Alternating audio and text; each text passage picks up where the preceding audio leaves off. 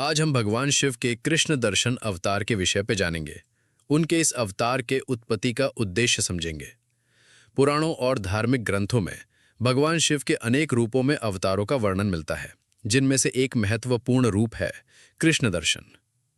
इस अवतार की कथा इस बात से जुड़ी है कि उन्होंने धरती पर धर्म और यज्ञ के महत्व को समझाने के लिए धरती पर अवतार लिया था। पौराणिक कथाओं के अनुसार एक समय की बात है जब श्राद्ध देव के पुत्र राजा नभक को यज्ञ को सफलतापूर्वक संपन्न करने की इच्छा थी। यह यज्ञ उनकी तपस्या और साधना का परिणाम था और उन्होंने इसे एक महत्वपूर्ण और उदार कार्य के रूप में किया।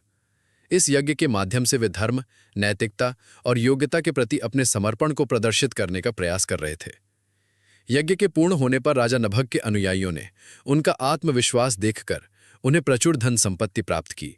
हालांकि इस समय राजा नभक, जो गहन अंतःकरण वाले तथा आध्यात्मिक सत्य की खोज में लगे हुए थे, को धन संपत्ति की समृद्धि भी चुनौतियों का सामना करने लगी।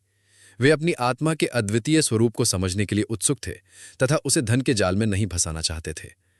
इस दौरान भगवान शिव ने देखा कि राजा नभक धन संपत्ति त्याग कर आत्मा की खोज में लगे हुए हैं और उनकी सच्ची भक्ति और साधना को समझ लिया।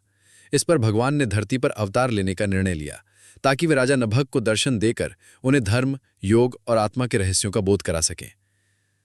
भगवान शिव कृष्ण दर्शन के रूप में पृथ्वी पर प्रकट हुए और राजा नाभाग के सामने आए। उनका पूरा स्वरूप अत्यंत सुंदर और चमकदार था और वे ध्यानमग्न राजा के पास आए। उनकी आंखों का रंग काला था, जो विशिष्टता और एकता का प्रतीक था। महादेव का यह अवतार यज्ञ कार्य की महत्ता को प्रतिपादित करता है।